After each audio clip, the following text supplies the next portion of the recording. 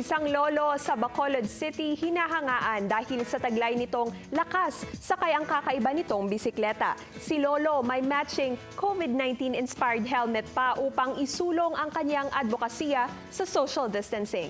Si Adrian Prietos ng GMA Regional TV 1 Western Visayas nakatutok. Sino magunahuna ang driver sang ini nga pinasahi nga bisikleta nga nagalibot sa dalanon sang City of Smiles ang isa gali ka senior citizen. Siya ang 71 anyos nga si Lolo Ed Amar. Fitness advocate na, proud pa sa iya abilidad sa dalan. Kaya makasave ko gas, tapos maka-exercise ko.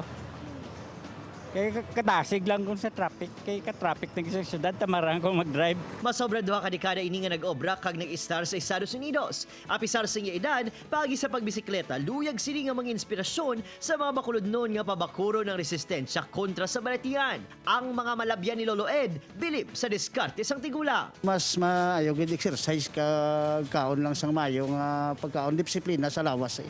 Para nga malabot naman ang edad nga nalabot ni Manong eh. Ano do ka inspired mga dapat amo na kuan gid ng importante gid sa lawas nga exercise sa kadadlaw. Agud sulong ang advokasya sa tungasang pandemya.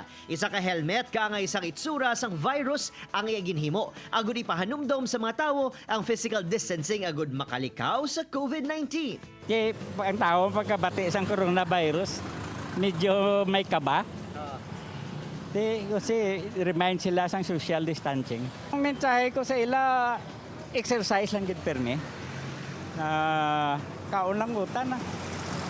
Vegetable, mula na, prutas. Suno pa kay Lolo Ed, ang ginapangatubang nga pagtilaw ang daw kaangay sa isa ka biyahe. May dalan nga mabudlay, may mga tion nga kinahanglan magpundo. Apang padayon lang, agud makalabot gid sa imo destinasyon. Upod kay Reynald Castillo, Adrian Prietos, 1 Western Visayas.